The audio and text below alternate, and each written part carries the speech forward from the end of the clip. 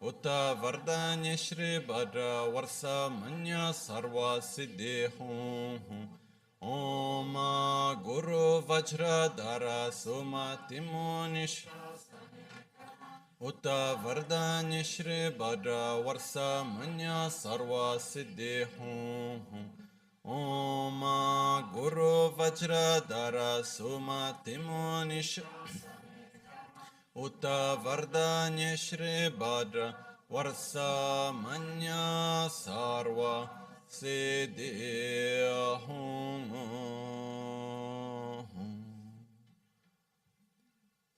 Pakyuke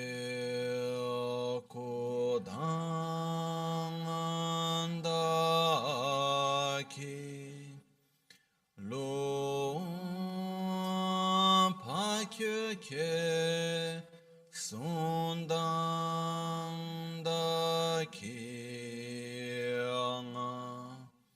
Pakyuke Todandaki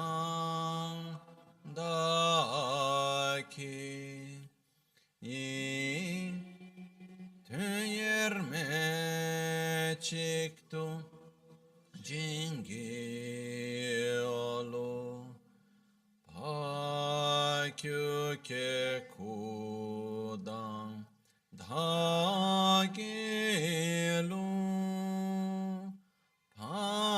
Pakyuke Sundan Dagina Pakyuke Tudan Dagiyi Tüyerme çıktı Cingilo Makyuke Kodan Dagelu Makyuke Sundan Dagina Makyuke Tudan Dagiyi Tüyerme çıktı Cingilo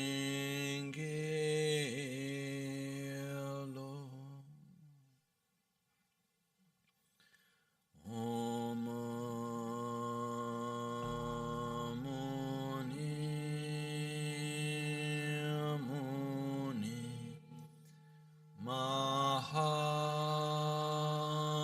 Mahamuni Shakyamuni Swaha Om Muni Muni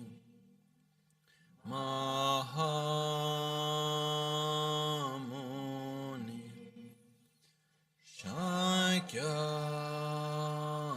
Shakyamuni Swaha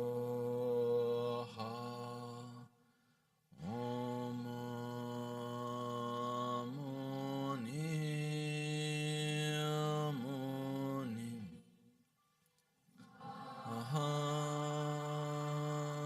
Mahamuni Shakyamuni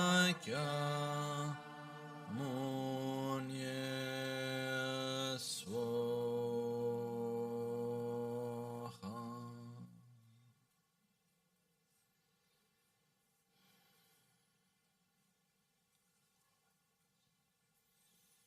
Buonasera. Good evening.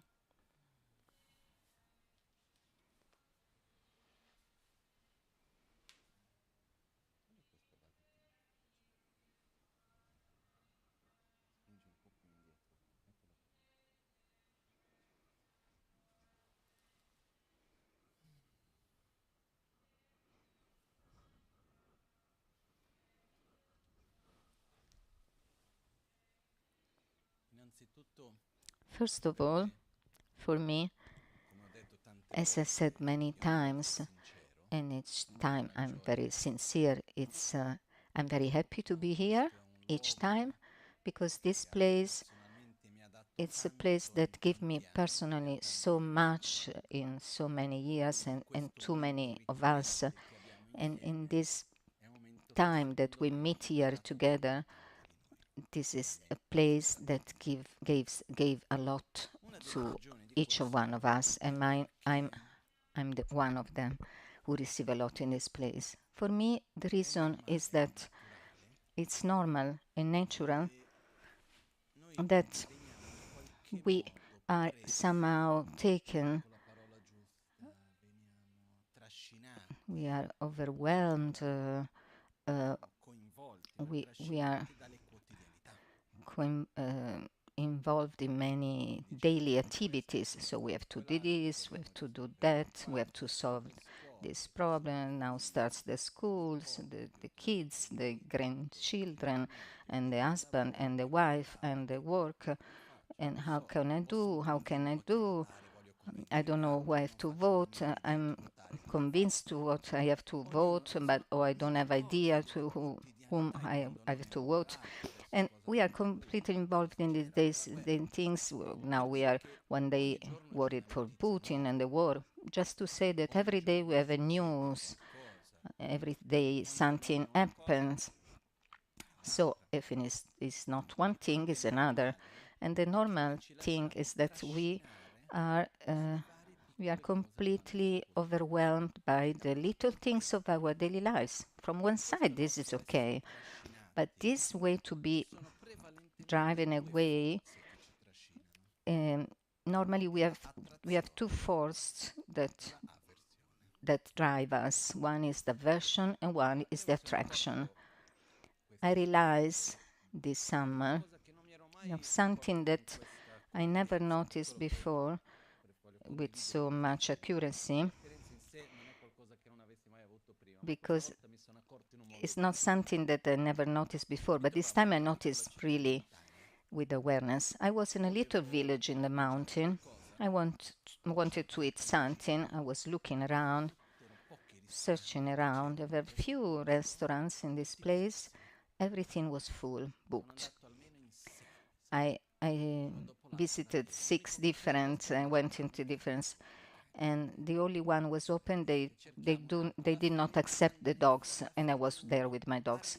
So I continued in my searching, and there was a person so kind, and I eat so well in this place. And I say, oh, wonderful! After this long searching, I ate very well, and the dogs were accepted. And having eaten so well, I realized that after I finished everything, I did my digestion, a mental space was continually occupied from that pleasure that I want to repeat. So how can I do to repeat that pleasurable experience? I can't go back in this place so easily. Maybe I can find another place which is similar. And so, and then I try to internally to go in search to find to repeat this experience. And this is just an example to show how we are so moved and driven by attraction. There is a pleasurable experience that I want to take it, I want to experience, I want to increase it. I have to find the manners to repeat it. And if my path is to repeat this experience, if there are some obstacles to reach that pleasurable experience, what is this mental state that they generate? Aversion, indifference, or attraction? Of course, aversion. So the stronger is the desire, and stronger will be the aversion, because anyway, we will always face obstacles. Maybe I go back on the same restaurant and I will eat bad, and I feel upset because I have the expectation that it was good. Or maybe I want to go in that place or cannot go again there. But the point is not that. But what I want to point out is that the great part of my time, resources, and energy is driving to repeat pleasurable experiences. And from the other side, we have the unpleasurable experiences that we want to avoid. So we try with any means to avoid those unpleasant experience. I don't want to meet that person. I don't want to find myself in that situation. I don't want to suffer hunger or cold. How can I do this winter with the cost of the energy? I don't want to live at cold. And so one starts already to look, oh, I don't want to eat outside. I will not have any more the resources. If I want to be warm in the winter, I cannot spend money for the restaurant, but I cannot satisfy this pleasurable. And so we occupied a great part of our life between attractions and aversions. In the middle of that, we have the little practical problems to solve, the thoughts regarding the past. So go back to the past, review our past, and resuffer or pre-suffer for the future. Resuffer for the past and pre-suffer for the future. And so our life is consumed by all of this. And one of the reasons that I was saying that I'm so happy to be here together now in this moment, because for me and for many of us, how many years that we have the Wednesday at the Kunpen? Maybe 20 years or something like that. At least from 2005, but I started also before. I'm sorry for my temporal memory, it's not so adequate. Before I was the youngest in this hall, and now this is not anymore. We cannot say it anymore. But in those years, we have this moment where we dedicate ourselves to something that transcends aversion and attractions. And we stop ourselves and we dedicate our time to ask ourselves what is really important, and not only being trapped in this river of attraction and aversion. Particularly in this time, the summer is finished, holidays are finished, and we return to the working time. Some people didn't do their holidays, some people did them, but in generally, normally we take the normal course of activities, and we live in a time, in a context where we have this tendency to run up. Like if we never have time to do things, everything must be done with speedness, and for instance, we look to a movie which is done in these days, and one comparing it to the one of 30 years ago. There are different times of the movie. And then we watch to these old films about 30 years ago, and then we say, oh, it's too slow, very long. So we are accustomed to run and to jump from an object of perception to the other. Even more, I remember that in the 90s, my temporary memory is quite weak, but I remember around the 90s when the news on TV, they change fundamental dynamic. Until a certain point in the news, TV news, there was a hierarchy. Many still have, some, but many lost them. Before, they give the most important news, and then they finish with the gossips and light news. Then we reach to, I think, at the end, around the end of 20s, more or less, when at a certain point from the news of the world we just started, they pass to the singers or the actor who split up with this couple, girlfriends, with all respect for them and their private lives of them, of this VIP. But we are in two different levels. And now at the moment we watch on our cellular phones, and in our cellular phones we watch from one things to another. We skip from with the at very fast speed, with the level of superficiality. And we passed from 1,000 people died in the city for the war, and then the dog was dancing, or from the guys who was doing something funny, from the advertisement, from one thing and another. So with this fast, with the speedy, we pass from one topic to another very quickly. And all this, what provokes in us, what is the real problem? That we are in a time that we have more and more this speedness.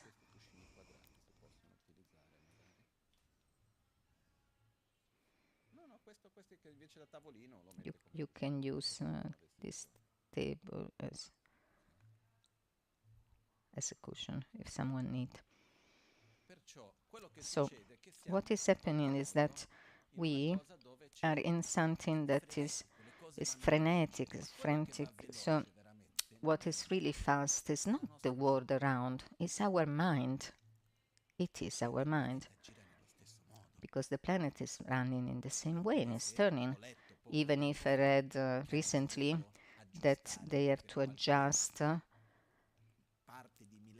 for parts of millesimi, the length of the day, because the planet is slightly turning around itself slightly faster. But the life is faster. There could be many reasons for that, but the most fast is the mind. We have to remember the mind is made by habits. It's like the more I do something, the more the things becomes easy. The more we have the habit to pass from an object to another of attention, the most this comes a normality.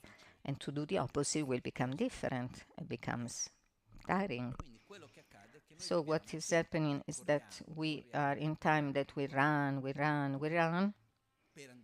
to go where we don't know. We cannot even know. We don't know. The best metaphor of this time are the gym. All these people who is running and they reach nowhere. The tapirulan.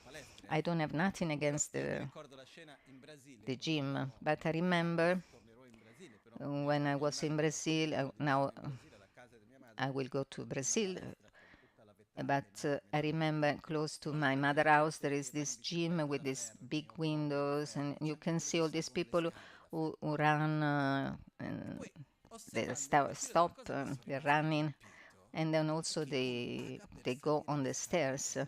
And that was what surprised me is that they pay to go up and down to the stairs, up onto the stairs, and then in the airport everybody takes the elevator. So this is a metaphor of this world, because we run, but we don't know exactly where we are reaching. What is the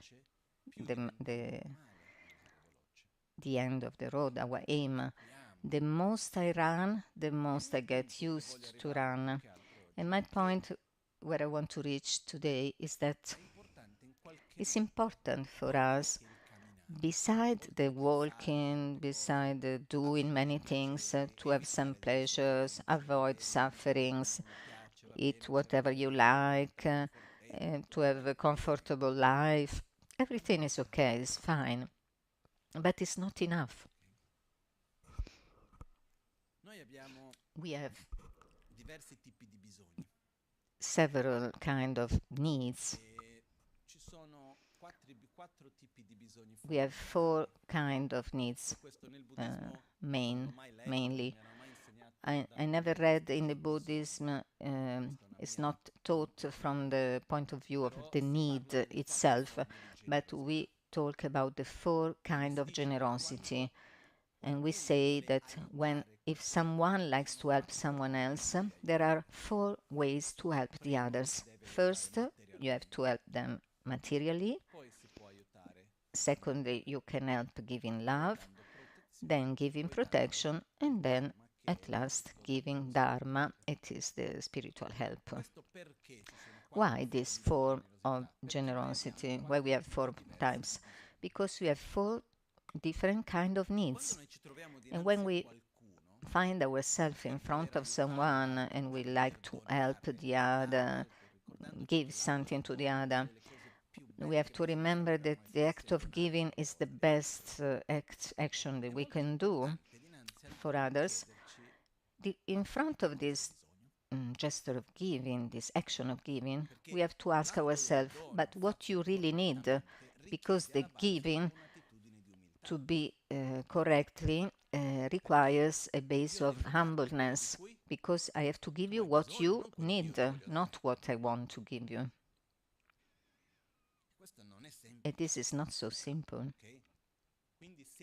So if I come to someone, and our tendency as human beings in general is that we see the other with the filters of ourselves. In my personal example, I don't have anymore this problem, and I want to be sure that it's not like that. For many years, if I put my feet in a cold place, I have to experiment a lot of pain in the intestines and so forth. So for many years, so if I have to put my feet on the cold place, I could not resist that. At this time, I found the idea to cross a glacial lake, and I stayed there with with the ice, but I felt so much pain that I didn't continue to cross the iced lake, something not advisable to do. But I didn't became sick, and this is what confirmation that I'm better. For many years, I have this problem. I could not sit in a cold place. I cannot sit my feet in very few minutes. I have to go through many pains. When I saw someone who was without socks in a cold place, I was worried for them, and I said, "Wow, what are you doing?" And I forget that we are 2 different people, 2 different persons. So our tendency when we watch the other is to imagine that the other experiments the world as we experience it. So, because I think that you have my same needs. And if I have my needs in a certain way, I believe that you have the same needs. And we forget the main point that we are different. And we are also in different moments. We live different times, different generation, cultural context, different different bodies, different emotions. We are different. So in front of the other, the first thing that we should ask ourselves is, but you, what do you really need? But also in front of myself. So we have to watch, we have to examine these 4 needs now. Imagine that each one of these needs is a container in which to fill it, to fill the second, I have to fill it the first. So we cannot fill it. It's like some steps. We cannot do the second step if we didn't do the first. When we are in the second, maybe even at the first fall down, we are still in the second, but it's a gradual process. So the first needs is and the first container is the material need. If I'm hungry, I'm thirsty, I have a lot of pain, I'm cold, I feel warm, I'm a chronic fatigue, I have material difficulties and physical difficulties, and I lack the basic material needs, I don't have space for anything else. So the first part is the material necessities. So the material container, at which level is full? A third, half, completely full. It's coming, overflowing out. We can say that our material necessities and needs are satisfied. Do we have enough to eat? Even too much. Our problem today is the obesity, how to slim. I remember when I went in the Tibetan or Indian contest, when they see me, to to see to tell you that they look you well, they say, "Oh, you look fat." It was their way to appreciate that you are okay, you are in good health. We go completely the opposite side, in our values. So we don't have lack of food in the contest that we have. I can see this. People who suffer from cold or hot, heat, maybe okay, could be a little bit too hot in the summer, a little bit cold in the winter, but it's not something unbearable. So we are able to protect ourselves. We have a shelter where to live, taking care of our sicknesses in case of sicknesses. We have the basic necessities filled, fulfilled, and the container is filled. But the important thing doesn't matter how much I put in the first container is not filling the second. The second container are our emotional needs. Represents our necessity to be loved, to love, to trust the others and to receive trust from the others, to can be to receive the trust of others, the necessity of affection, in few words, the necessity of being loved and to be perceived and loved as a human being. If I found myself in front I find myself in front of a person which has the material needs filled, but not the emotional fields, and continue to fill the material container, it can bring momentary pleasure, but it's not completely satisfied. When we ask ourselves, my material container, is it filled or not? Yes. So what I have to do? Fill it again, continue to fill it, or put the energy elsewhere? Because I have to sustain my necessity to fulfill my necessity from the point of view of my health, the minimum well-being, to sustain my body, my life, my relationship with others. We live in society, so this is the material. It's not that we have to do the vow of poverty. We are much more far from that. I don't have nothing against the material richness, but depends how we use it also. The point is, if I continue to put my energy to fill the first container when it's already full, it's not solving the other problem, the other lack. So I ask myself, we have to ask ourselves in our lives, how much energy we have to feel and fulfill the material needs and desires to try to reach a state of pleasure and happiness, because at the end is this what we search.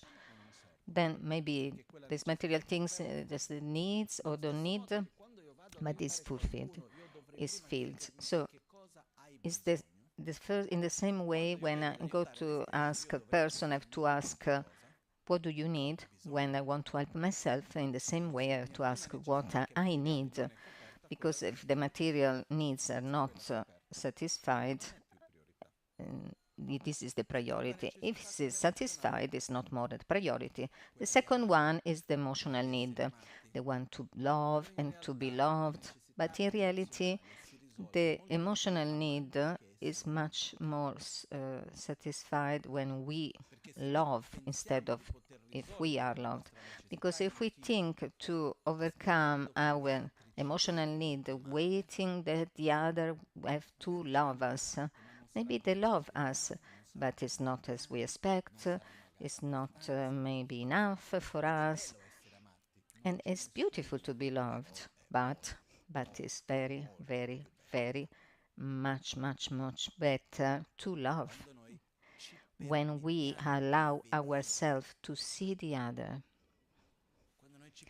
when we allow ourselves to go beyond the I and mine, to look to the other person. It could be someone of our family, could be where we work, where we interact during the daily time, someone who sits near us at the restaurant. But starting from the people who we live close, we have to look this person in the eyes and feel deeply that we want that this person is happy, should be happy. I love you. This is feeling our heart. The more we are able to love, the more we are gradually able to feel these needs, emotional needs. The third need, I go fast because this is not the topic of the day.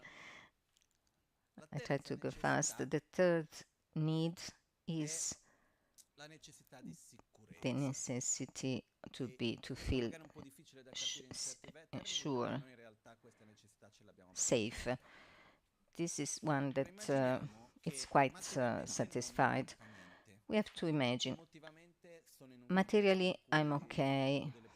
Emotionally, I'm in a context where people love me. I feel that I'm loved, appreciated, but I live in a place where there is fear because there is a war, where there is the strong criminality, where there are dangers, imminent dangers in front of me, so my space is occupied by that. It's not enough that someone loves me and is behind me because I'm full of fear for what is going to happen in this dangerous situation and contest. What is happening if I'm in a dangerous situation? If I'm not covered the emotional need, anyway, this one becomes overwhelming. For instance, I saw many people who were nearly to death, and also talking with my mother, which is psychologist and dedicate till nowadays, she help terminal patients. And then she said, but when I asked her, when someone is in front of his death, it's clear that it has sicknesses that cannot be cured. What do you think that is the main suffering of the person? If you go to the psychologist and ask, what is the main topic they want to ask, what we answer, we say, is the death? No, they say no. This is the first thought, okay. The second is the husband and the wife, the son or the daughter, which I'm not talking anymore. All these problem around relationship, human relationship, is what is more important in that moment. If I'm in danger but I don't have to eat, what is predatory? Eating. And if I'm in danger and I fight very strongly with someone, with a familiar, this takes a lot of space, for sure. So we have to take care of our material needs, and then we need to reach in a stable emotional state. We have to live in a safe context to become able to take care of the fourth need, which is the spiritual need. The spiritual need is the necessity to give a sense to our life and not to live our life not in itself as a mean, instead as a mean. Then we can choose to not follow any particular religion. I don't think and when we die there will be, okay, from this side the Buddhists, from the other the Christians. I don't think this will happen after that, our death. I think that the difference will be done by how we are and how we have lived. So the spiritual necessity is the necessity to feel and give a sense to life. The first need, which is the material need, is prevalently covered, satisfied. And the strange thing is that the absolute priority we give to economy, how much I have to pay the taxes, how much I spend, how much does it cost, and so forth. I don't want to take away the importance to this topic, but this is not the basic need that needs our main attention. Or I'm wrong on this point. If we watch in our life, the majority of us suffer for material lack or for internet relationships and conflicts, interpersonal. For the conflicts. Often I went to talk in some factory, in some also in a city bank in Brazil. They invite me to go to talk there, and I spoke to the human resources for the responsible person, and then I put this question between all. I put them this question between all the people who works for you. What is that give you the most difficulties from the directional point? The lack of technical competences or the lack of stability and emotional stability. And everybody says, without any doubt, the lack of emotional stability is the main problem. But then I don't know, when you prepare the CV for the person, you can write, I'm a stable person, a joyous person. I always look for solution and try not to identify myself in the problem. I will search for that qualities, because the technical things people can learn, can be can be taught. So in the life is the same. If we watch to our life, our suffering is mainly mental or physical. It's mental. This is one of the first proof that our basic need is not the material, the problem, the material needs. So our life is finishing soon. So we have to put energy in what we want to develop.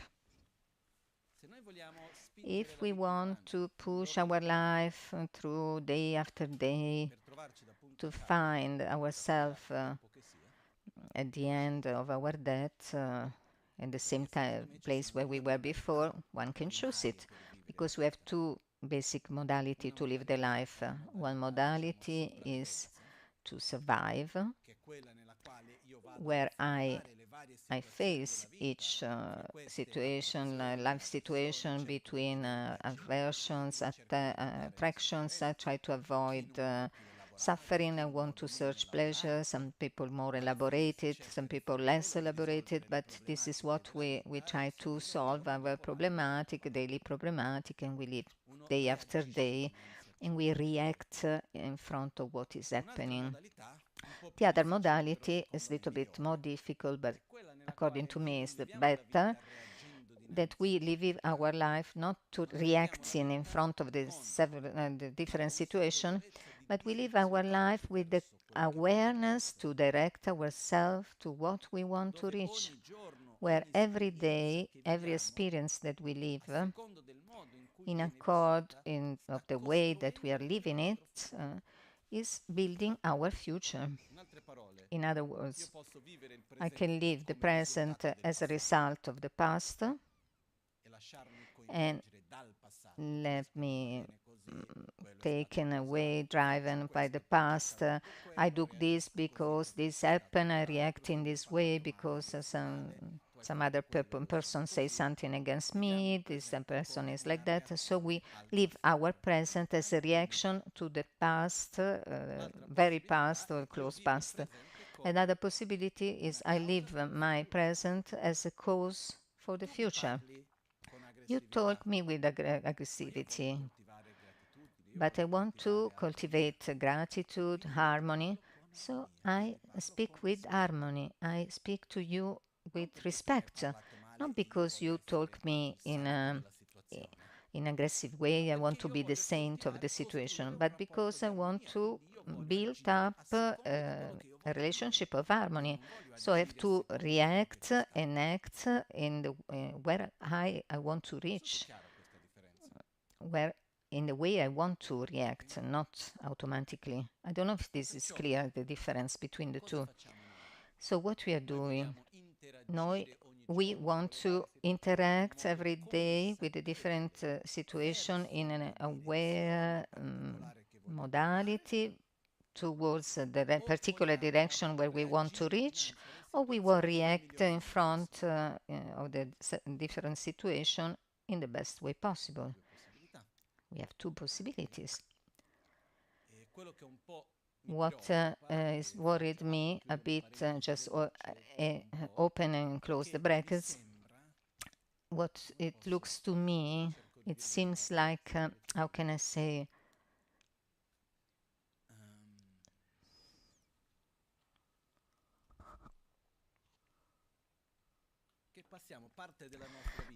it looks like to me that we spend the most of our life. Atisha was this master of the 11th century we have here, is imagined with the red hat.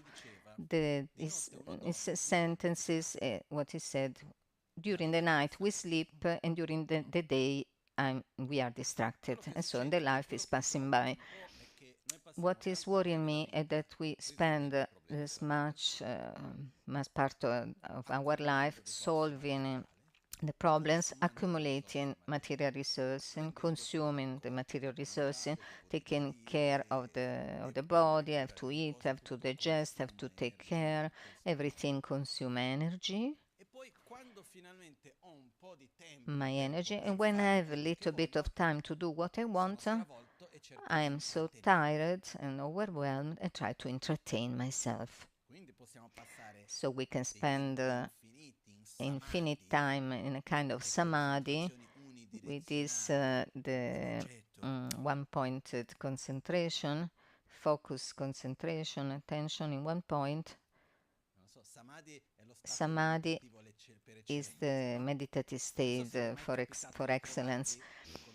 So I don't know if you find yourself with the cellular in your hands, in your palm, and everything that moves is only the eyes and the finger, and one is entering in a state, a kind of ecstasy, but almost but you cannot think to anything else because so many different things that you don't know what anymore what you're watching, what you're searching, and you cannot be detached by that, you cannot stop to use it.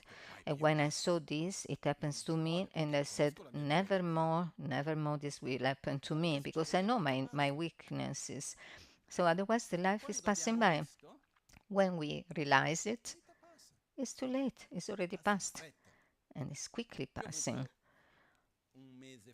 1 month ago, about 1 month ago, I went to the doctor because I remember the 13th of August, an experience which I'm very, very grateful for.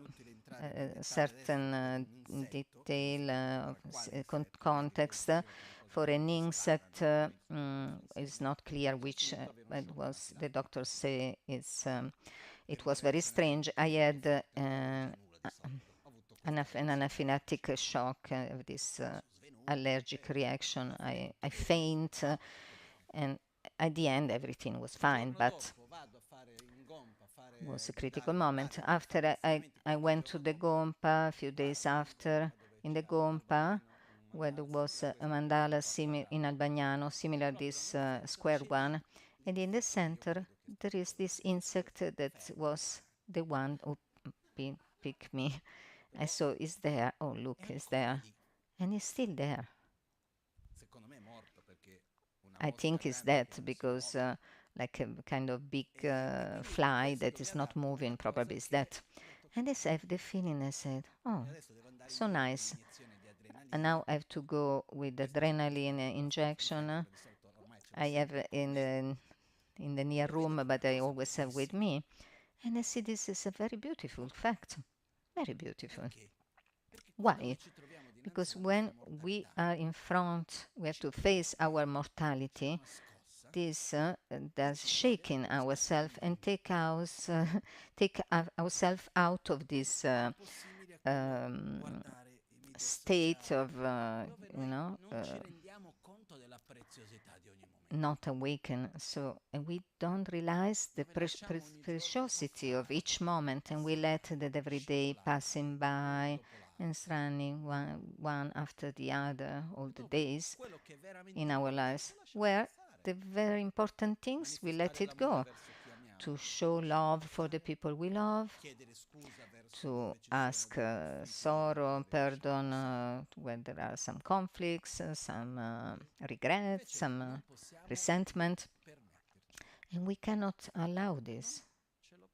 It's not possible to us to continue like this. Okay, who likes to do it? Okay, because can do it because everybody is free to do everything they like. Qualunque cosa I think we are free to do anything we like. What we are not free, that we are not free, is the consequences of our actions. But sincerely speaking, frankly speaking, sooner or later we have to die, or not. And sometimes I hear, if I should die, then I'm asking, but do you have an alternative? Because it's something that it is strange, because even if we know that we are mortal, because if I have to ask to any one of you, are you mortal or are you immortal? Which should be our answer? I am mortal. I'm mortal. But at this point, I ask you, will you die? Yes. But when we ask ourselves, will you die? Well, will I die or not? We say yes. Well, we hear the answer from the head or from the belly, prevalently from our head. And then we ask when, because if it's sure that we will die, there will be a moment for that, for our death. So when I will die, the answer is, someone knows it? No, me not. The answer is, I don't know.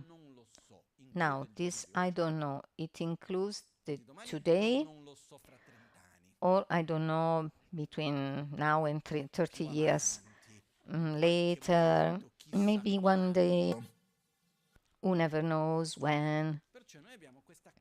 So we have this incredible capacity to live inside our contradictions. So we live in the contradiction that we have the awareness of the death, or better, we think that we are like if we were immortal inside our mortal condition. Now, to die, is it a problem? Question. What it has no solution is a problem or is a fact that we like or we don't like the death. We don't have solution for that. It's a matter of fact. It's something natural. From the moment that there is a birth, inevitably there will be a death. It's not a problem. And we can talk for hours and discuss how it happens that and how it's happening, and we can talk for days about that, but this is not the point. But it's sure that we will die, and there's nothing wrong with that. There is no any problem about that. It's not a defeat, the death, even and often nowadays is lived like that. The life is lived as a defeat. Or not. The point is not to death, and the defeat is not be dying. The problem is to live the life badly. Also because there is a solution. So it's effectively like as it seems that we will die, if this is so important, this event of our life, theoretically we should prepare ourselves or not. But when we have to start to prepare ourselves? when it's too late, we don't have any possibilities. It's like one day there was a Tibetan master that was living in the caves in the north of India near Dharamsala. It was the master of a friend of mine, and this friend went to meet them, this master there together, and then they meet these old monks in the cave. Was doing the retreat. He was coughing, was not well physically. They convinced him after a lot of insistences to go to the hospital. They go down of the mountain. They go to Delhi in the hospital. He went for a short while in the hospital, and the doctor, when he was there, he never tell him what it was the problem. Then he saw one day the doctor passing by, and he went there and embraced his legs. He put himself down on the knees, and the doctor says, "You have to tell me what I have." And the doctor was surprised, and he said, "Please tell me what I have. What is my problem? My sickness is." And the doctor says, "Okay, you have a cancer." Cancer, what does it mean? Means that you will die. I cannot do nothing for you, but this means that you will die. He stand up and he start to watch the doctor and say, if having a cancer does mean that I will die, so I have a cancer since I was born, because it's since I was born that I have to die. I will die. I know that I will die. There's nothing new in that. That's not a great news. Then he went back to his meditation retreat cave. Then he passed the months, do the prostration, the retreats. And then after it passed some years, he stopped to cough. He was recuperating his health. But the point is that ourselves, in a certain way, we have to prepare. We must prepare ourselves. We cannot live like the death is never coming. It will never come. And we want to prepare of our death where we are in a state where our mind will be debilitated, our body will be debilitated, or we want to start now. Now we have two vision here. In one vision, we have the death is the end of everything, or the death is just a passage. There is continuity after life, after death. I think yes. I believe in that. In front of this, that's why we have to prepare. The good news is that to prepare for the death, it doesn't mean to abandon our life. It means to start to live well. And we have 5 crucial points that I want to introduce here today. How to get ready for the death. It is something that we have to give the weight that he has and the priority in our lives, the right weight. They're called the 5 powers. And just to make a joke, if you want to prepare this and put them in the practice, it's a kind of insurance for a good rebirth and a good continuity after that. First power is called the power of virtue.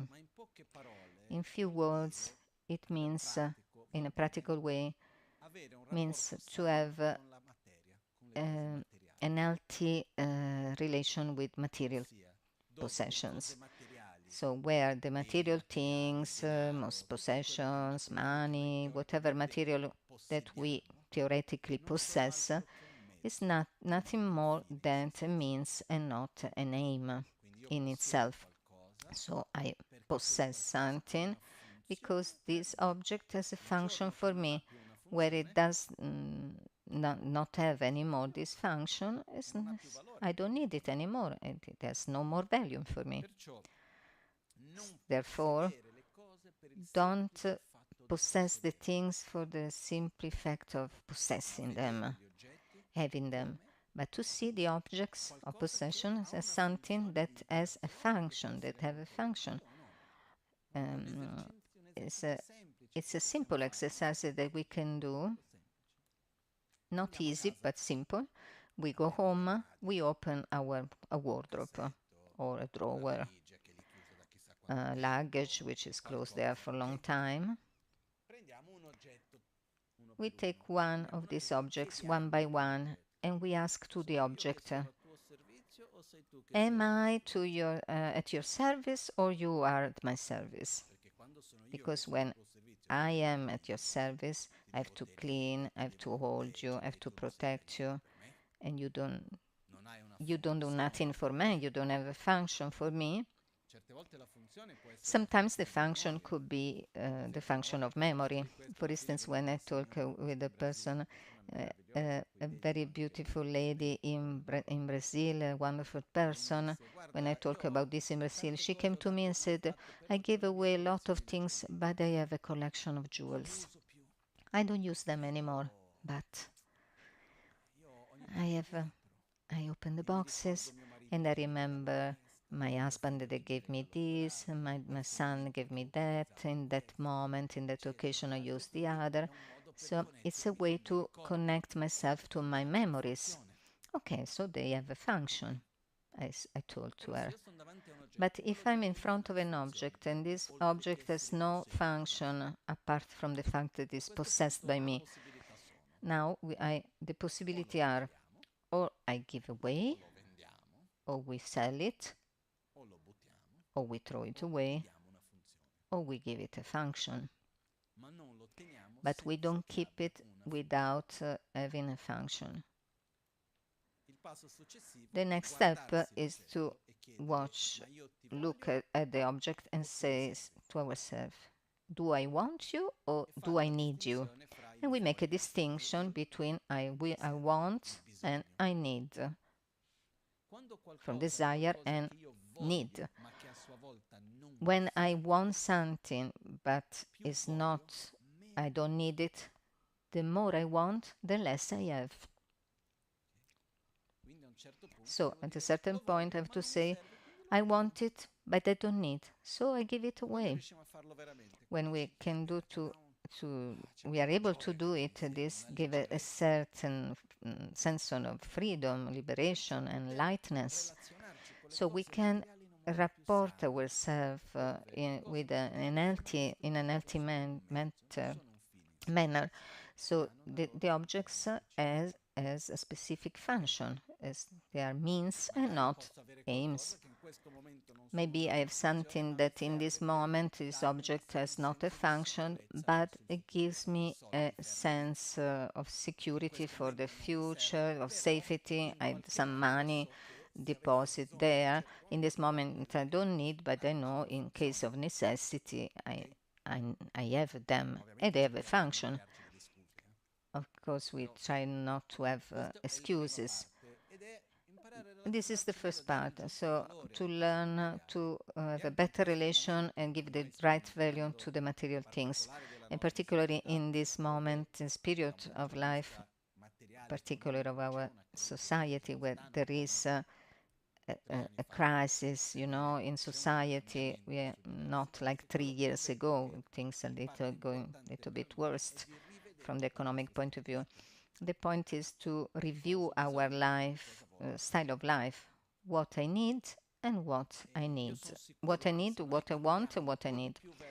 And I'm sure that if we go on more in a direction for what I need and not for what I want, so we can go automatically in a more healthy style of life. Because what it looks to me is that to sustain continually the I want, this not bring out to us an healthier life. A very simple example. Now we think, okay, now is coming the winter. Oh, how it's beautiful to eat mango in winter in Italy. This is crazy. Foolish. Without entering the process how the mango arrived on our table or here, without looking on the big cells where they are with the oxygen and gas to stop their maturation when in this huge fridge. From the point of view of health, the mango has a cold nature. It is perfect in Brazil where there are 40 degrees. Not in the south of Brazil, but in the north. Not in Milan in the winter time. Then we become anxious because the cold nature food increases the wind element and increases automatically the anxiety, just to say something. So the most healthier thing should be to eat foods which are local and seasonal foods. I don't want to eat for 2 months only carrots and zucchini. It's not your problem, it's a problem. You have to do something that is healthy for you, not that you don't like. And just in this point, I want to add another notice. When we have to orientate ourselves in our choice of life more to the needs and not to the wants. So whichever object we go to interact from the person, from the food that we eat, the place where that we visit, we can prevalently we could divide them in 4 categories. There is also a 5th category, but principally mainly we divide it in 4 categories, which are the things with the direct contact, they bring us a pleasurable sensation. So people, interaction, food that we eat, whatever things which I interact, thoughts, memories, that in a short time, length of time, are pleasurable, but they are not good for us. The middle and long term, they damage me. So there are things that are not so pleasurable, but on the middle and long, they are pleasurable, and on the middle and long time are pleasant and healthy. And then there are some which are unpleasurable, but on the long term they are healthy. And there are some that others they are unpleasurable and also unhealthy. Our aversion and attraction is more directed to the short term and short to the long time. So the things which are pleasurable and they are healthy, we don't have to be worried to generate attraction towards them, because this is natural for what is healthy and pleasurable. The things we are unpleasurable and they are unhealthy, we don't have to worry to avoid, because naturally we will avoid them. Well, we have to be very careful to avoid what is pleasurable and is unhealthy, and to cultivate what is unpleasant but is healthy. Of course, we can cultivate what is healthy and pleasurable, but this comes spontaneously to us for the sense of attraction. We don't have to put a special effort in that. In our style of life, we do several things that unfortunately are pleasurable but unhealthy. And sometimes to go to the needs, it helps us to rebalance the two opposites. So I invite you to reflect in your life, in each one of us. Okay, the things which I'm interacting, the style of life, also for the relationship that I have with others. For instance, with some people, the relation is pleasure but is unhealthy.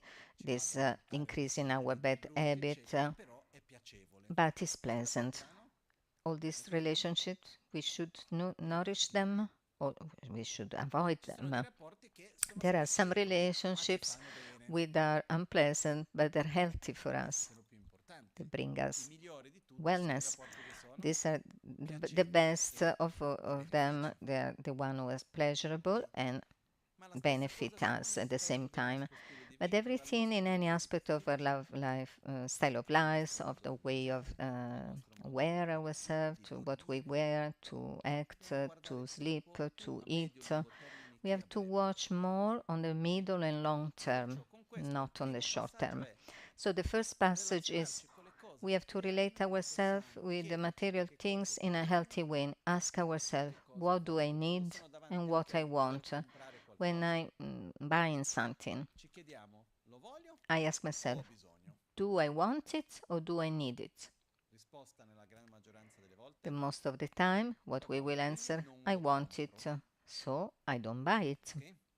Okay? It's a way also to save money, no? We have to ask, do I want it or do I need it? You just have to ask yourself. And the second question is, what is benefiting me? We can see that the most simple things, that's what benefit us, the seasonal fruit, the seasonal vegetables, for instance. Our body is not a problem if we eat a lot the same, the example, the zucchini every day. Okay, some variation is better, but the body will not complain for that. So, truly speaking, then I will close this part, but I think it's very important for us, but I'm sorry if I use something that could be offensive for someone, but I include myself in this one. We have to pass from a childish way to react to a more mature way of living. Childish, I mean that if it's not as I want it, it's not okay. Where our desire, our want is something, it's a rule, unchangeable rule, where we have fear of the effort, of the fatigue. The most important is to think on the middle and long run what is positive, what will bring me positive effects and benefits. When the present moment is not a name but a mean. So less importance to what is immediately. So this morning, particularly, this came in my mind, no, yesterday morning, and sometimes I watch the news. In the morning, before to go to the center, I was reading the news, and there was a news. Sometimes I watch from many countries. Yesterday I was looking the Italian news, and then there was the news to save energy. There is a factory which have big difficulties because there is this enormous fridge for the oranges, and then all this energy, the costs are very much increasing. Then I was thinking, why we have to drink the fresh fruit juice, which is not even fresh in winter, where it's not healthy, when it's not healthy? Why we cannot eat the food where the nature is offering to us, in the place where the nature is offering those fruits to us, or those vegetables? It would be the best for everyone. It's a little bit a question to reproportion our needs more on the healthy style of life, more than of the pleasure, to satisfy our whims and pleasures and desires. So first of all, we have to to use the material things in an healthy way. The second power is called the power of aspiration. We don't go into many details, but the power of aspirations, in few words, is to cultivate and develop an identity that transcends this body and this name. Is the non-attachment to the body, to the name, to the social position. It's already more difficult. They are, one after the other, they become more difficult, the five powers. But it's possible. Now I just open a little window in the middle of this. Someone spoke me about a book of of Canadian doctress who was living in China until 18 years old, and then she went to live in Canada. And then she tell the story.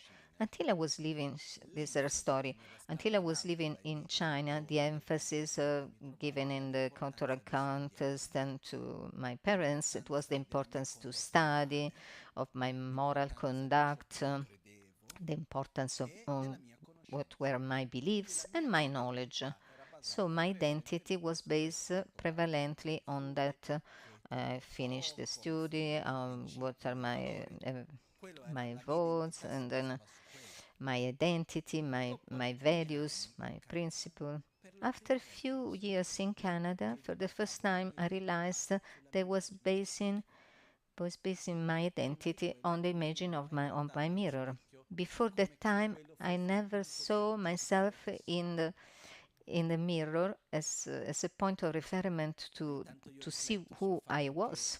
And sometimes I reflect in the ancient time, when in the ancient times, if we think before we have the picture, the photography, all the people who has money, what they were asking, and they do the painting, the portraits.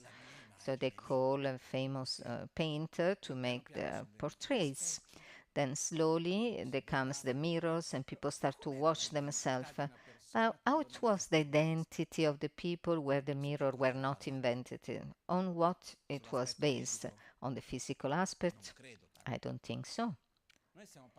We pass from don't have for a lot, millions of years, we didn't have mirrors, then we have the mirrors, then we start with the portraits to reach to the photographies, to reach to the selfies, to reach to the filters.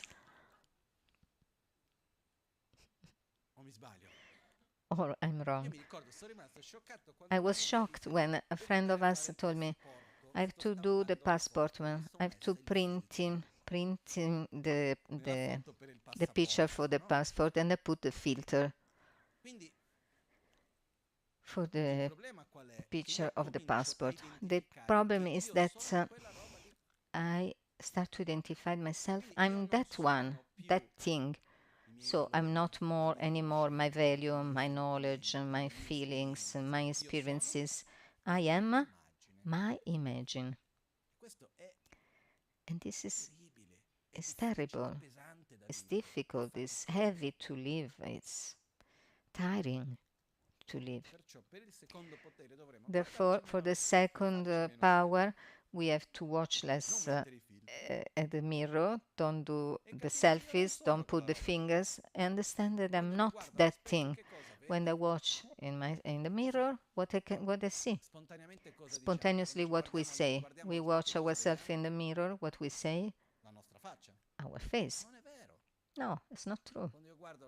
When I watch the mirror, I'm watching the reflex of the imaging of the face of my face in the mirror. It's anyway an illusion. It's not my face. But in the same way that what I see in the mirror is not my face, imagine that the mirror is the reflex. In the same way, what I look there is not my person. It's an aspect of my personality, just a tiny part of my personality, of myself. So we have to take away our identity based on our physical aspect as we appear, because the most we are identified in the physical appearances, the stronger is the damage before, because we have to fit in the standards, imposed external standards. Second, we want to keep it fixed when the nature is degenerating, it's changing continuously. When sometimes ago I start to learn that we start to aging when we are 25. Our brain develop 21, and we start to become old than 25. So I don't know how many of us start already this process of aging. It's natural. comes the wrinkles. Okay, you are alive. Okay, welcome the wrinkles. What is the alternative? To die young? Effectively. It's true that one time I was in Tibet with one of my masters, the abbot of Tashilu. Just saw here his picture. He was over 80s and was giving a teaching.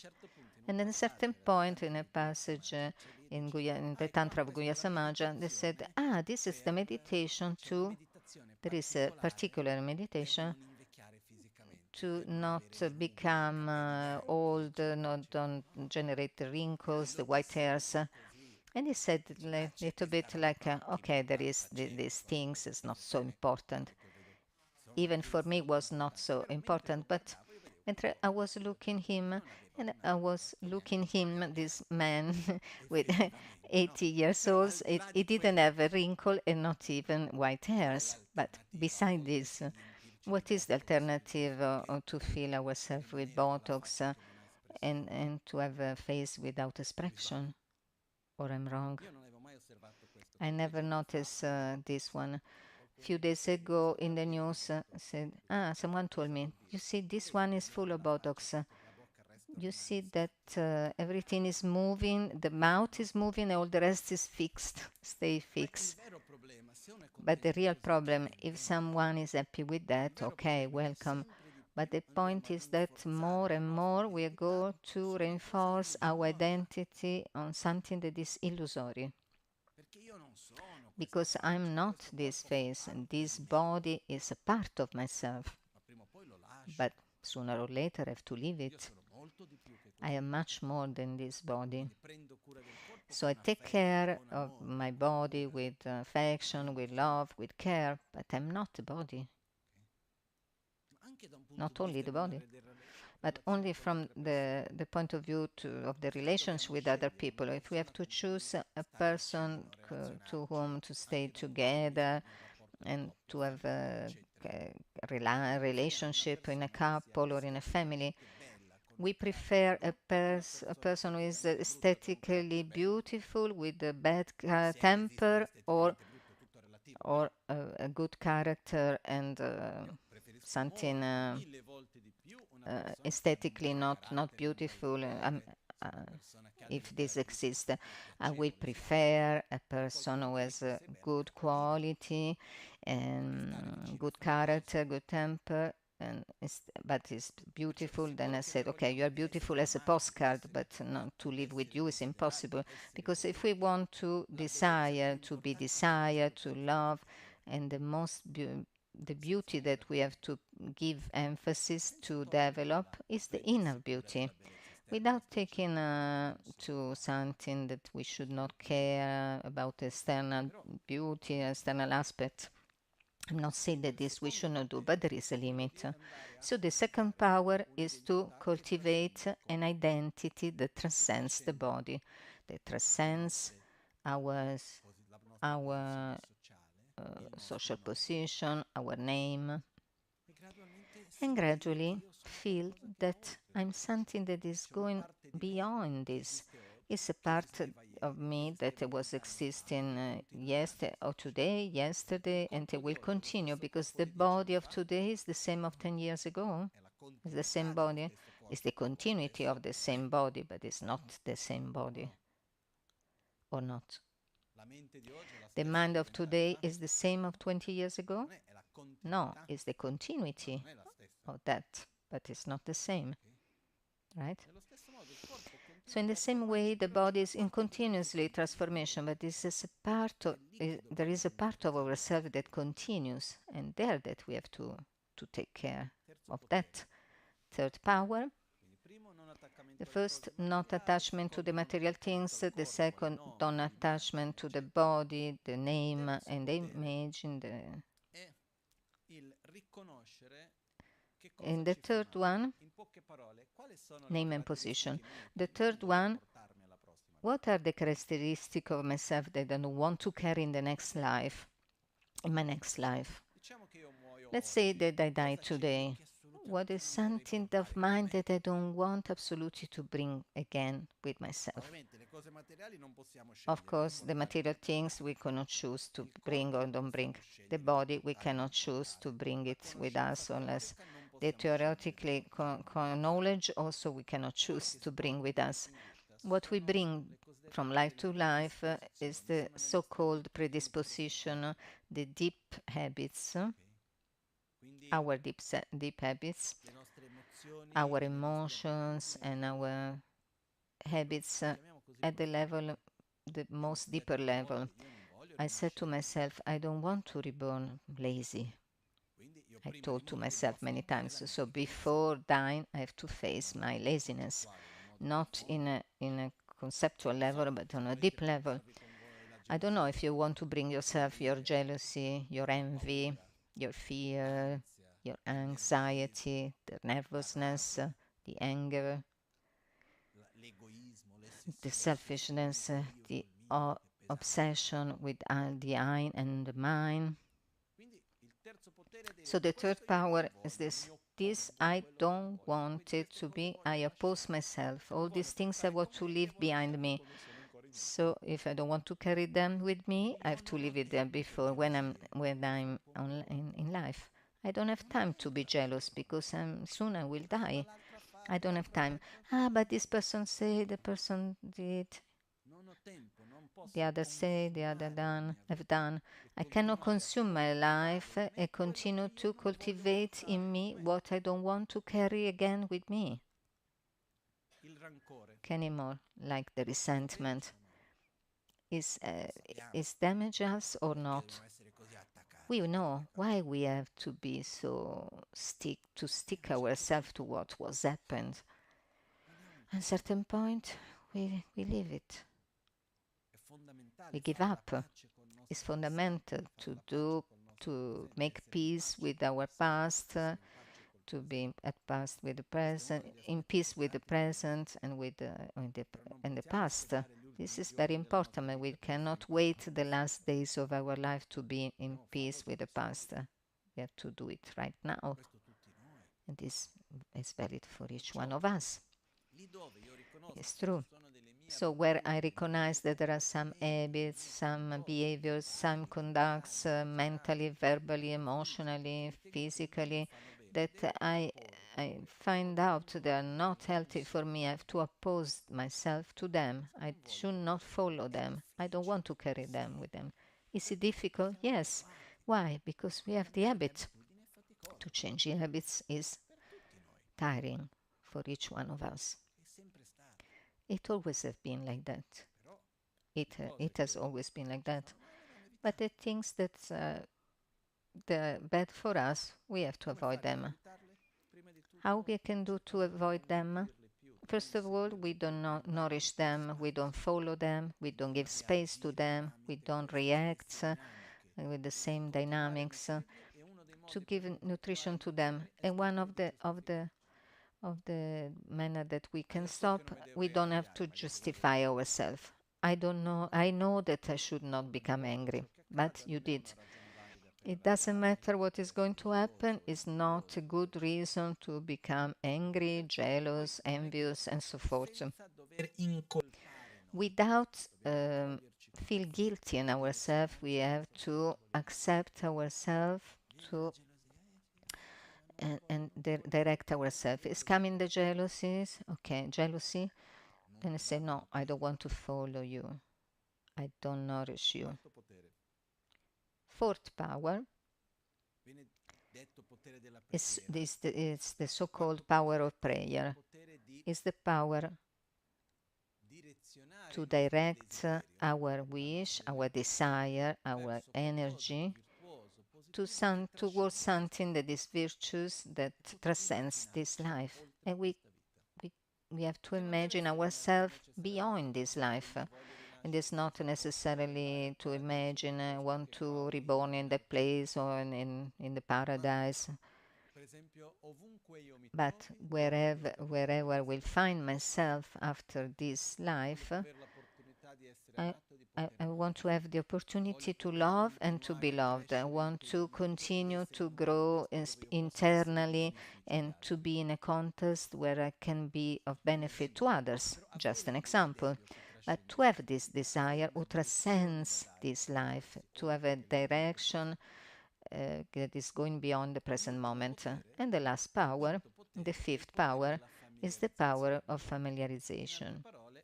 In other words, is ask ourselves what I want to bring to the next life. I have to familiarize myself with that.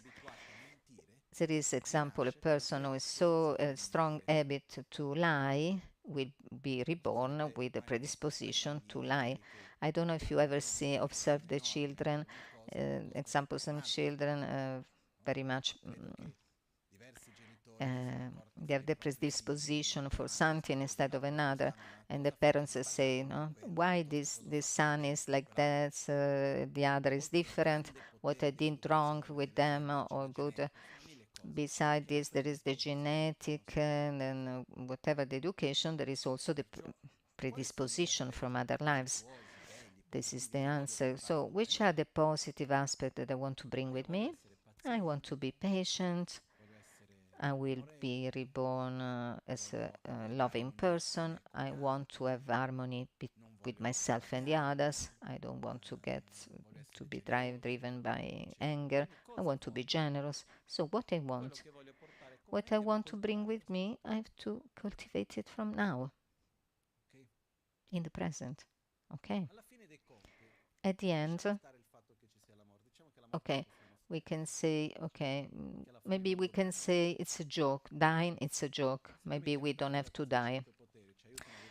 But if we put in practice these five powers, it will help us to live better, to live healthy, and have an healthy relationship with the material things, live taking care of the body with affection, with care, but not at we are not at the service of the body. The body is at the service of us. To recognize what is of benefit for us, what is damaging us, and we want to abandon him, to have a direction in our life that transcends this life, and cultivate what is of benefit to us. This is important, these five powers. So my invitation to you is to try to have a little bit more awareness of these five powers in our daily life, because the days are passing by quickly, and beside what is happening around, with who I am, with where I am, how is going my study or my work, if I can pay the bills or not, if I feel cold, I feel warm. Beside all the thousand things that are always there around, am I cultivating the patience or the anger? Am I cultivating the satisfaction or the insatisfaction? For instance, how we can cultivate satisfaction to get our object of desires? No, it's not having more, but giving value of what we have. Someone is not becoming satisfied in obtaining more things, but giving value of what he or she already has. So to have this awareness that we have these objects in our lives and start our day, maybe we can put them in a week or in every day. If it's Maurice, I advise day by day. If someone like to spread this in the days of the weeks, and we have to say, okay, today, example, what I want to dedicate. Today is the day of patience. I will not react with aggressivity, even if I find myself in difficult situation. And one, please give us this. You give yourself this objective. Even the conditions they arise in that way, I will not follow.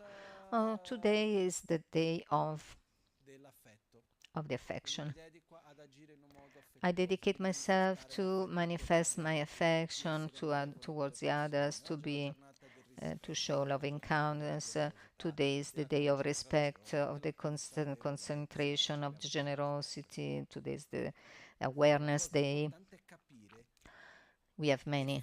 The important thing is to understand that effectively each situation of our quotidianity is like a gym, it's a training for us.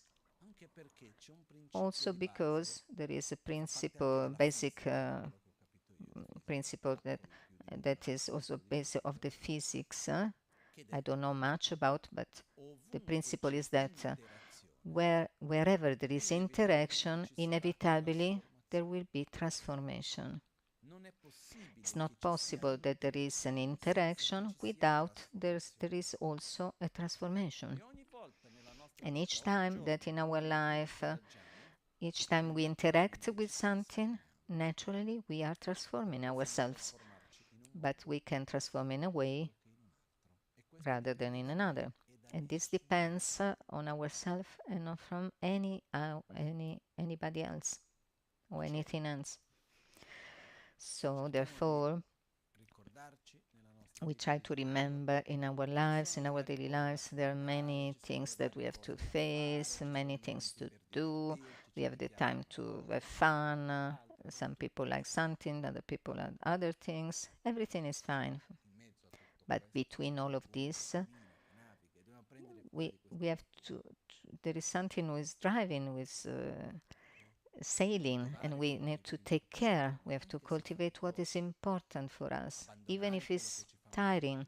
We have to abandon what is bad for us, even if it's tiring.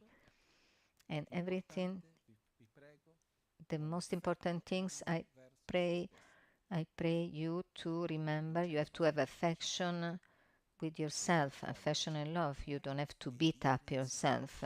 You have uh, to to accept yourself like a baby. There is a baby, a child who come to you, they did something wrong. The child has understood that they did something wrong. What we is coming and we beat him? No. What is happening if I do that? Next time he will come to tell me, sorry, I'm wrong, I did something wrong. I don't think so. He will hidden his action. And we will say to the child, oh, nothing happened. Oh, I give you a charm, something. Candy. The little poor child make this effort to come to say something was wrong, and then found an incoherence from the incoherences from the educative point of view. But if the child is coming and is accepted with affection, yes, what you did was not so good, but it's so good that you realize it. What we can do for the next time, how we can react better, what we can do to have the resources to react in a different way the next time, how can we walk forward? And we have to do the same with ourselves. We don't have to victimize ourselves, absolutely. We don't have to, we are not the victim of anyone.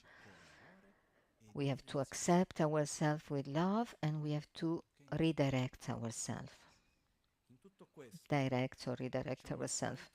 In all of this, there is a very valid instrument or tool, because to have awareness of ourselves, to direct our actions, to put it to direct our actions. How can we can guide children? Example, for instance, some parents realize that they did the wrong thing, the wrong education, because they were busy with other things. And the same thing can happen to ourselves. We can direct our thoughts, our actions, but we must be aware of what is going on. To be aware of ourselves, we should calm our light, stop our mind from this jumping from one object to another. And a very valid instrument is the instrument or tool of meditation. Now, just before the conclusion, a few minutes. Today I reached here a little bit late because I was talking with a person that today they give a few days of life, so I try to support the person to give support and direction to the person. So we have a few minutes and together now we concentrate and we do a short meditation. And next week we give more time to the self-healing completely. But we do this first part of the meditation where there is the principal essence of the practice. For the people who never have done the self-healing, they don't know, there is no any problem. We try to bring our presence in the present moment. We have to watch our breath. You don't need to recite the mantra together. If you feel to do the mudra, the gesture, you can do it, or otherwise no problem.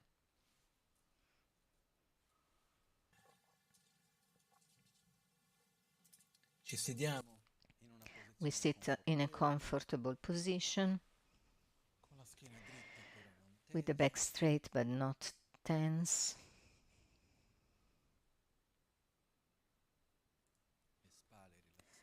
The shoulders are relaxed.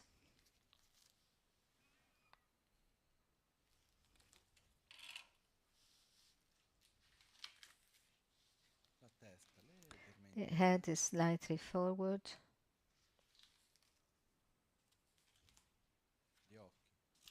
The eyes are slightly closed.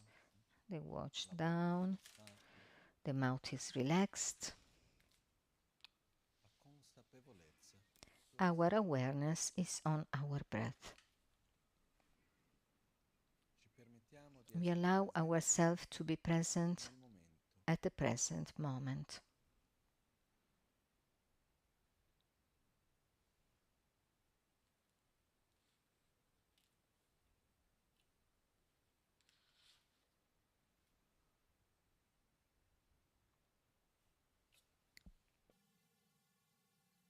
porgiamo la nostra attenzione We place our attention softly on our sensation on the nostrils of the air that goes in and the air that goes out. We relax every part of our body, the head, the shoulders.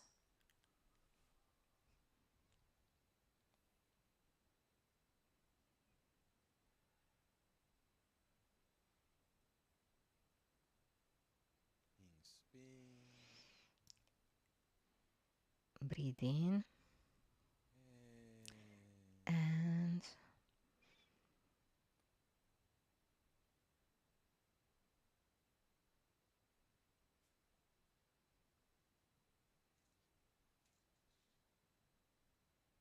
breathe out.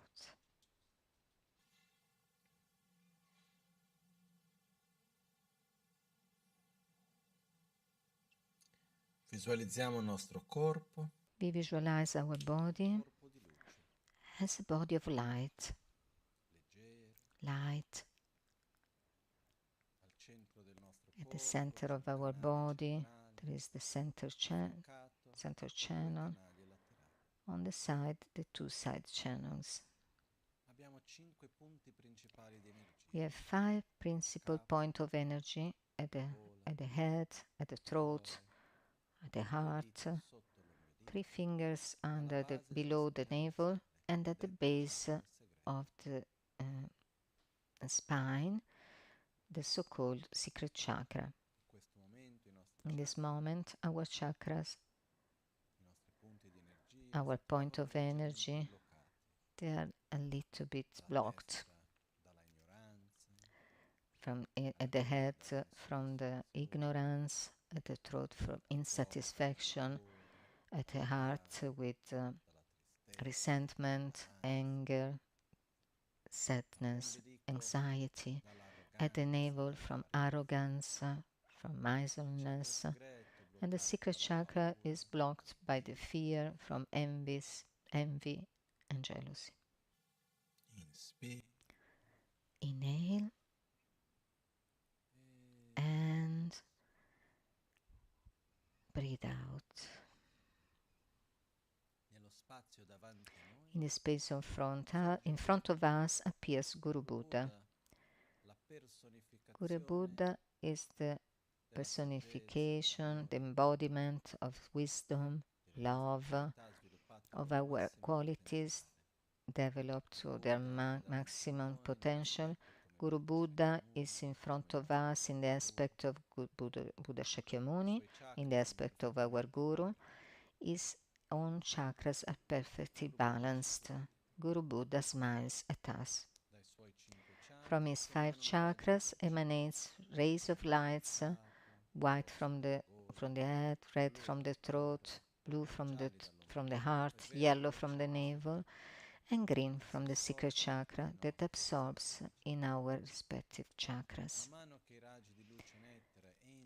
While the rays of light and nectar penetrates our 5 chakras, our attention dissolves the tension, and gradually our 5 chakras becomes balanced, and the energy can flow again naturally, and our qualities like wisdom, satisfaction, love, patience, humbleness, generosity, the power of realization, the joy, gradually they develop until their maximum potential. And we experiment a deep sensation of peace and joy.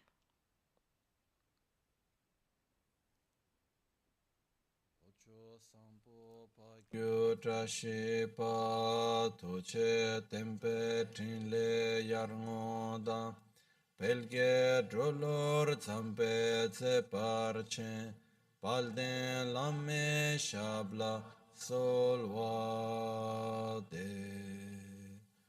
Omo a guru vajradara suma timonisha sane karma Uta vardanya shri bhadra varsa manya sarva siddhi hum hum Omo a guru vajradara suma timonisha sane karma Uta vardanya shri bhadra Varsa manya sarva siddhi hum hum Omo a guru vajradara sumatimonisha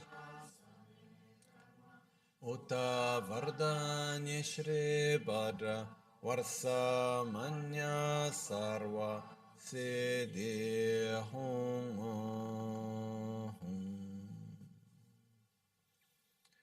Omo a guru Buddha siddhi hum Om a guru Buddha siddhi hum Om a guru Buddha siddhi hum Om a guru Buddha siddhi hum Om a Guru Buddha Siddhi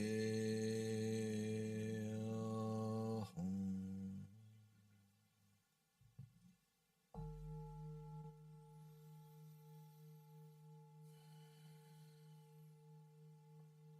Osserviamo i nostri We observe our 5 chakras.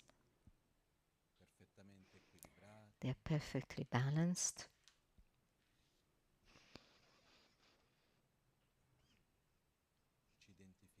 We identify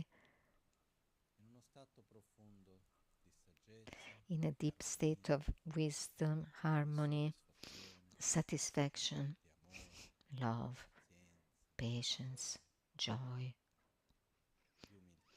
humbleness, where there is no anymore the need to compare ourselves with others, generosity and the joy, which is the joy to share, the power of realization, where there is the certainty in any action, free from doubt and uncertainty, where there is the rejoicing, the joy for the happiness of others.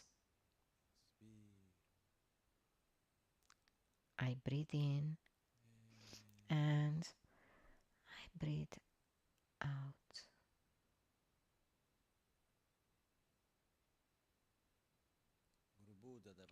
Guru Buddha in front of us comes towards us and becomes little like a thumb.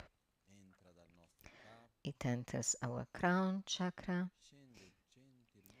and gently descends and goes to sit in the center of our heart chakra in 8 lotus flowers with the cushion of sun and moon. Guru Buddha sits there in our heart. Our body, speech and mind becomes so inseparably from the body, speech and mind of Guru Buddha. We allow ourselves for a moment to rest our mind in a pure state of the Buddha, the enlightened state of a Buddha. We experience a deep sensation of peace and joy, and we allow ourselves to rest our mind in a deep state of peace, joy, and harmony.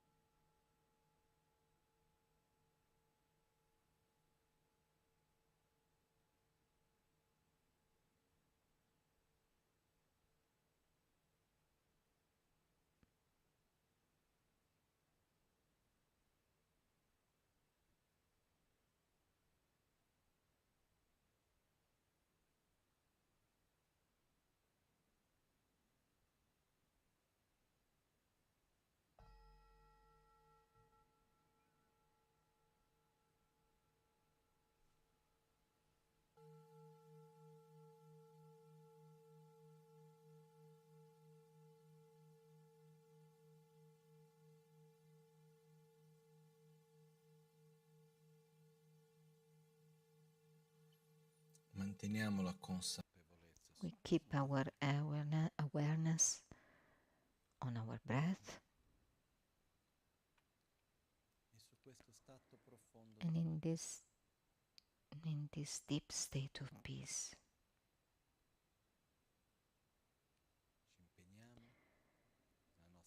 we commit ourselves in our daily life to live it with awareness in a way that is beneficial for ourselves and from those who live around us.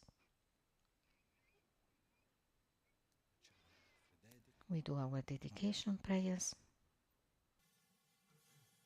Dedichiamo specialmente We dedicate especially every positive energy and virtuous actions that we have generated to the peace, for the inner peace of each and every being, to remember that all the conflicts in the world are created mainly by the selfishness and the violence in the mind of the beings, so that each being can be in peace with himself or herself, and consequently with the others. We dedicate to those who are sick that can be soon quickly healed, that they can find a state of wellness mentally and physically, and we dedicate so that each one of us could have the strength and the clarity to act in a virtuous and aware way, and gradually walk step by step to what that's so-called the enlightenment, or at least a version of that. So we dedicate so that we can always be guided from beings that have more experience of us, that can guide us perfectly. And we dedicate especially so that the environment where we live could be healthy and that we ourselves can respect it.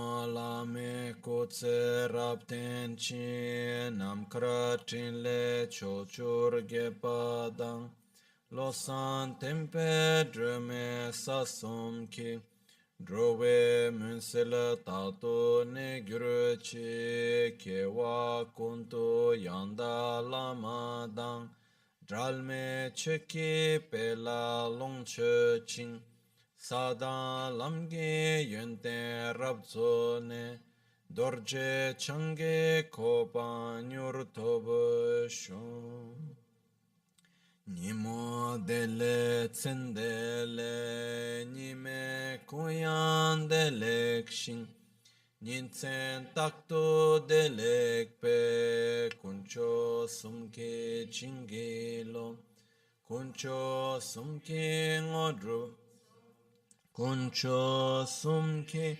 trashisho. All'alba, At dawn or dusk, at night or midday, may the three jewels grant us their blessings. May they help us to attain all the realizations and spread the life with many signs of auspiciousness, our lives with many signs of auspiciousness.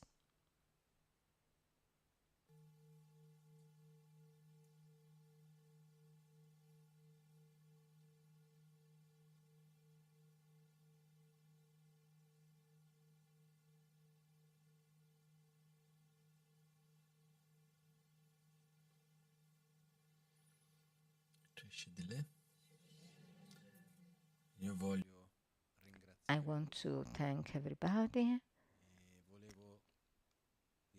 I want also to say, first of all, to reopen this new season, the Wednesdays of Kunpen, il mercoledì del Kunpen. So it's a joy to meet again in presence also for the after COVID period. And I want to say a very short thing, that is, we are in a time where we have the elections and we have two awareness. First of all, please don't enter in a play of polarization, of aversion and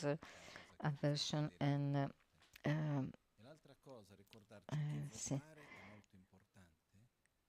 And the most important thing is to vote is important, is a very civil rite, but we have to be the country where we want to live. So our vote is expressing in each time we go to buy, to do the shopping, and we don't leave the responsibility to the others. Is the world where we live, that gradually we all together we can build the country where we live.